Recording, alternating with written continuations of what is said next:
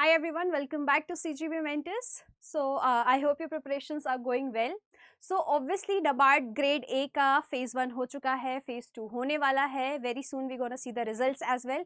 So meanwhile हमने ये सोचा कि why not to make you aware about NABARD Development Assistant exam as well. Okay, so many people are saying that we can see its notification very soon. So before that हमें जानना चाहिए कि NABARD development assistant exactly है किस बारे में, किस चीज़ के लिए वो रिक्रूट करता है, उसका एग्जाम पैटर्न क्या है, उसकी एलिजिबिलिटी क्या है, एजुकेशन क्वालिफिकेशन क्या है, and most importantly age criteria क्या है.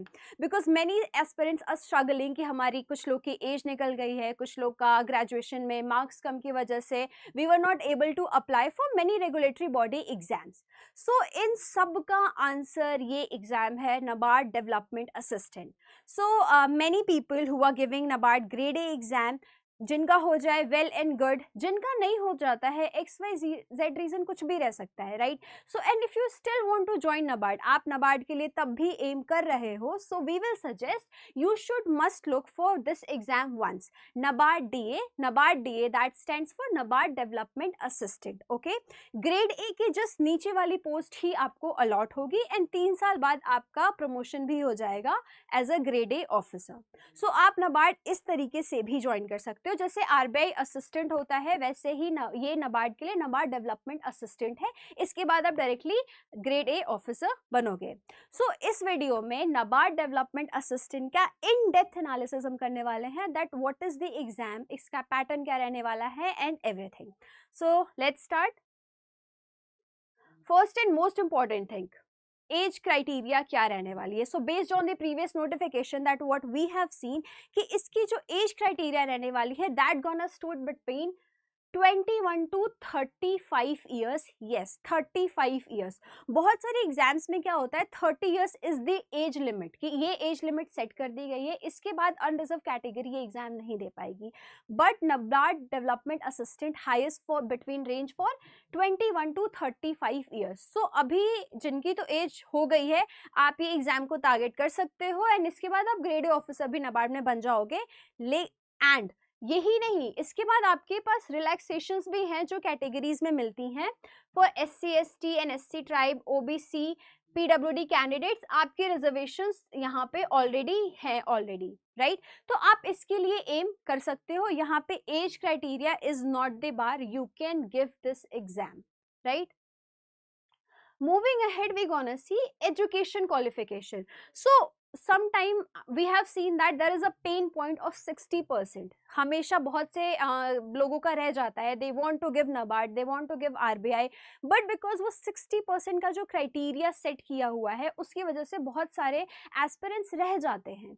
बट NABARD डेवलपमेंट असिस्टेंट के नोटिफिकेशन में क्लियरली मेंशन है that they were asking for 50% marks, bachelors degree in 50% marks. आपके पास अगर है और आप अनरिजर्व कैटेगरी से हो, आप इस एग्जाम के लिए जा सकते हो. 60% का कोई भी क्राइटेरिया यहाँ पे नहीं है. Alright, next most important thing is if you are from SC ST and PWD candidates, आपके पास सिर्फ एक नॉर्मल बैचलर्स डिग्री होनी चाहिए जिसमें आपका पासिंग होना चाहिए, right. You have a graduation degree that says that yes you have pass this examination, आप ग्रेजुएट हो चुके हो, आप इस एग्जाम को फिल कर सकते हो. आपके ऊपर 50% वाला भी ये चीज नहीं है, this is not implicable for you. आप एकदम नॉर्मली जाके एग्जाम भर दो, कोई ऐसे ग्रेजुएशन के लिए क्राइटेरिया नहीं है. ऑलराइट, नेक्स्ट चीज जो हम इसमें देखने वाले हैं, बहुत सारे यूनिवर्सिटीज में, कॉलेजेस में CGPA का क्राइटेरिया होता है, राइट. सो इसमें अगर जो 50% वाला ही हम सब देखेंगे, 50% बिकॉज इस एग्जाम में मांगा है. सो वी गोना सी, अगर आपका 5.75 CGPA है या उससे ज्यादा है, आप इस एग्जाम को फिल कर सकते हो. Alright, 5.75 CGPA and that will be equal to 50%. इतना ही हमें इस एग्जाम के लिए चाहिए, तो we gonna see that much only. Moving ahead, हम देखेंगे कि एग्जाम कितने टियर में होता है. फेज 1 है, फेज 2 है, देन आपका मोस्ट इंपॉर्टेंटली यहाँ पे है language proficiency test. Yes, this is called LPT test and we gonna know about that as well. What is language proficiency test? Exactly ये होता क्या है? But before that we gonna see आपके phase 1 में, phase 2 में कैसी चीजें आती हैं, क्या रहता है questions का level and every single thing, right? So it states here आपका जो phase 1 रहेगा, जैसे जो आपका SBI PO, IBPS PO clerk का जो भी ये पैटर्न रहता है एग्जाम का, सेम वही पैटर्न रहने वाला है. इंग्लिश, क्वांट एंड रीजनिंग, ये तीन आपके ये तीन आपके सेक्शंस रहेंगे. नंबर ऑफ क्वेश्चन इंग्लिश के 40, क्वांट का 30 एंड रीजनिंग का भी 30, राइट. मैक्सिमम मार्क्स वही है. टोटल आपका 100 मार्क्स का पेपर होगा और 60 मिनट्स आपको मिलेंगे. ये तो हो गया हमारा फेज 1. सो फेज 1 बेसिकली क्या होता है, रेगुलेटरी बॉडीज का जैसे आरबीआई ग्रेड भी है, इसका फेज 1 प्रीलिम्स जो इसका एग्जाम होता है दैट इज टू टफ. मतलब क्वांट और रीजनिंग का लेवल वहां पे अलग रहता है, बट इसका लेवल इतना टफ नहीं रहेगा. आपने अगर एसबीआई आईबीपीएस पीओ या कह लो कि मतलब उसी का एग्जाम का लेवल रहने वाला है, इट विल बी डूएबल. तो आप इस एग्जाम के बारे में सोच सकते हो. इट इज इसमें quant reasoning will not be a barrier in prelims. Obviously prelims में कोई भी ये बैरियर नहीं रहेगा आपके लिए. If you are good you should must go for this exam. Moving ahead, phase 1 के बाद इट कम्स योर फेज 2. इसमें आपके रहने वाले हैं टोटल 5 सब्जेक्ट्स आपके रहने वाले हैं. टेस्ट ऑफ सबसे पहले आपका रहेगा रीजनिंग, क्वांट एंड देन आपका आता है जीए, जनरल अवेयरनेस, जो इसमें आपसे पूछेंगे. इस पे स्पेशल फोकस इनका एग्रीकल्चर और रूरल सेक्टर पे रहेगा. Why? Because obviously NABARD is recruiting and NABARD का जितना भी हमने प्रीवियस पैटर्न भी हम देखेंगे, so it focus mainly on agriculture and rural sector, उसके डेवलपमेंट के लिए काम करता है. सो ऑब्वियसली एग्जाम में जीए तो आप ऑलरेडी पढ़ते ही हैं डेली बेसिस पे खुद को अपडेट रखने के लिए, but we have to make sure कि ये एग्जाम जब हम टारगेट कर रहे हैं तो हम कोई भी agriculture news and rural sector के रिगार्डिंग कुछ भी इंपॉर्टेंट डेटा, फैक्ट, फिगर कुछ भी न्यूज में है, we will not miss that for GA section. Next come your computer knowledge. Computer knowledge यहाँ पे 40 मार्क्स का है, राइट. 40 मार्क्स का कंप्यूटर नॉलेज भी है, so don't ignore that. NABARD grade A में कंप्यूटर्स भी आता है, उसके जो 8 सेक्शंस हैं उसमें से एक सेक्शन कंप्यूटर भी रहता है, बट वहाँ पे वो सिर्फ क्वालिफाइंग इन नेचर है. सो बहुत ही बेसिक नॉलेज कंप्यूटर की वजह से हम वो सेक्शनल क्लियर कर लेते हैं. लेकिन नबार्ड डीए के मेंस में computer holds 40 marks, so make sure you study computers knowledge very well, बहुत इंपॉर्टेंट है. एंड लास्टली है आपका इंग्लिश डिस्क्रिप्टिव का टेस्ट, जिसमें आपके डिस्क्रिप्टिव का टेस्ट होगा एसे, प्रेसी, रिपोर्ट, ये राइटिंग एंड लेटर राइटिंग भी आपको आएगा. 50 मार्क्स आपका रहेगा. सो ये फेज 1 हो गया आपका. फेज 2 हो गया. फेज 2 में again make sure quant reasoning के बाद you have to give your time for GA and computer knowledge, and obviously descriptive writing आपको प्रैक्टिस करनी है बहुत ही अच्छे से. सो जब आपका फेज 1 हो गया, फेज 2 हो गया, देन आपका आता है LPT test, language proficiency test. जब आप क्वालिफाई कर लोगे सिलेक्शन से पहले आपको एलपीटी टेस्ट देना होगा. अच्छा, ऐसे बहुत से एस्पिरेंट्स होंगे जिनको नहीं भी देना होगा.